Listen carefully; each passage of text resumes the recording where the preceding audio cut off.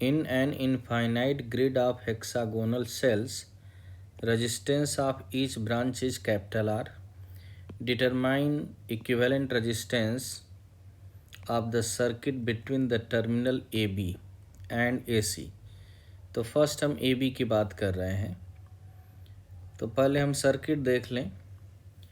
Circuit यही कह रहा है कि जस्ट यहाँ पर A टर्मिनल है, दूसरा हमारा B टर्मिनल है, इसके क्रॉस इक्विवेलेंट रेजिस्टेंस चाहिए, जबकि हर ब्रांच में जो रजिस्टर है वो कैपिटल R के इक्वल है, यानी each branch having resistance R। Then find the equivalent resistance across the terminal AB। तो अब मान के चल लेते हैं कि AB के क्रॉस जो पोटेंशियल ड्रॉप है, या हम कह सकते हैं कि AB के क्रॉस एक हमने बैटरी अप्लाई कर दिया, उस बैटरी का potential difference drop V volt के इक्वल है। तो पोटेंशियल अक्रॉस VAB हम मान के चलें V वोल्ट के इक्वल है, यानी एक बैटरी हमने अप्लाई कर दिया है। और सपोज कर लेते हैं कि इसमें करंट इनपुट हुआ I, तो वहीं करंट यहाँ से आउटगोइंग बाहर की तरफ निकलेगा I के इक्वल। तो करंट इनपुट लेट से हमने कह दिया I के इक्वल है। देन अगर पूछा जाए कि इक्विवेलेंट रेजिस्टेंस किसके इक्वल है, तो कह सकते हैं V potential drop across the terminal AB and जो करंट इनपुट हो रहा है I उसके रेशियो के इक्वल होगा। तो हम लोग इसमें यूज करेंगे प्रिंसिपल ऑफ सुपरपोजिशन थ्योरम। तो principal of superposition theorem use करते समय यही सोचना है कि जिस स्टैंड पर हम टर्मिनल A के बारे में सोचेंगे उस समय टर्मिनल B के बारे में नहीं थिंक करना, नहीं सोचना है, और जिस समय हम टर्मिनल B के बारे में सोचेंगे उस समय टर्मिनल A के बारे में नहीं सोचना है। देन हम करंट को ओवरलैप यानी सुपर इम्पोज करा देंगे, वो रिजल्टिंग करंट होगा, और उससे हम by using Kirchhoff's law equivalent resistance निकाल सकते हैं। तो अगर हम ये कह दें कि टर्मिनल A से करंट इनपुट हुआ I, जबकि हमें B टर्मिनल के बारे में नहीं सोचना है, तो अगर करंट इनपुट होता है I के इक्वल, तो बाय द सिमेट्री ये तीनों ब्रांच में इक्वल इक्वल डिस्ट्रीब्यूट हो जाएगा। सिमेट्री है, A के रिस्पेक्ट में देखा जाए तो ये इनफाइनाइट तक टेंस हो रहा है, इट में सिमेट्री है, तो 100% इन तीनों ब्रांच में बाय द सिमेट्री करंट जो बाहर की तरफ जाएगा I/3 I/3 I/3, A से इनपुट हुआ, तीनों ब्रांच में मूव कर गया। सिमिलरली आगे की तरफ भी मूव करेगा, क्योंकि इस टर्मिनल के रिस्पेक्ट में देखा जाए तो आगे करंट जो I/3 है ये डिस्ट्रीब्यूट होगा I/6 and I/6, then onward, ऐसे सिमेट्री देखा जा सकता है। तो फर्स्ट तो यही हुआ कि करंट इनपुट हुआ A टर्मिनल से, इन तीनों ब्रांच में जो करंट डिस्ट्रीब्यूट हुआ I/3 I/3 एंड I/3 के इक्वल है। अब हम टर्मिनल B के बारे में सोचेंगे, टर्मिनल A को भूल गए। टर्मिनल A से जो हमारे पास करंट बाहर की तरफ निकल रहा होगा वो I के इक्वल है टर्मिनल B से।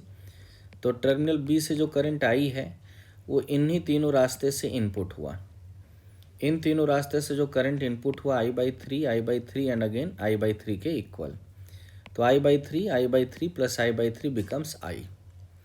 देन हमें क्या करना है कि जो ऊपर वाली हमारी ये सर्किट है और जो नीचे वाली ये जो सर्किट है, दोनों को हमें सुपर इम्पोज करा देना है, ओवरलैप करा देना है। आफ्टर ओवरलैपिंग नेट करंट हम लोग निकाल लेंगे किसी भी ब्रांच से by principle of superposition theorem, इसी को कहते हैं। तो जस्ट अगर हम लोग अब कॉमन पिक्चर सोचें, यहाँ पर करंट हम याद करें तो करंट दिया था मैं इनपुट I, तो इसके रिस्पेक्ट में इस ब्रांच में करंट गया था I/3 के इक्वल। सेम वे से सोचा जाए, जिस समय करंट यहाँ पे आउट गोइंग था तो इस रास्ते से जो करंट जा रहा था that is also equal to I/3। So net current जो इस लाइन के अक्रॉस जा रही होगी, इस वायर में इनपुट हो रही होगी, that current equal to algebraic sum of this two current. Algebraic sum यानी जस्ट डायरेक्शन के रिस्पेक्ट में थिंक कर लें, तो I/3 एंड I/3 दोनों का डायरेक्शन सेम है। सो नेट करंट इस ब्रांच में जो होगा I/3 plus I/3 becomes 2I/3 के इक्वल। देन हम किरचॉफ्स लॉ अप्लाई कर लेते हैं। अब ऑलरेडी यहाँ दिख रहा है कि जो नेट करंट है इस ब्रांच में, जिसका रेजिस्टेंस कैपिटल R के इक्वल है, करंट है हमारे पास 2I/3 के इक्वल। देन हम अप्लाई करें तो VA माइनस VB इजिली निकाल सकते हैं, that VA minus VB equal to 2I/3 into capital R के इक्वल होगा। तो VA से चले minus of 2/3I into capital R equal to VB, that is the potential drop across the point A and B.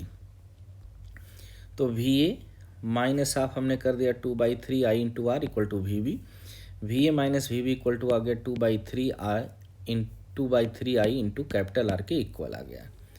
और V A minus V B just हमने assume किया था V के इक्वल है, तो that V equal to 2/3 I into R के equal आ गया। Then ratio of V upon I becomes equivalent resistance, hence that equivalent resistance equal to V by I equal to 2/3 R के equal आ गया।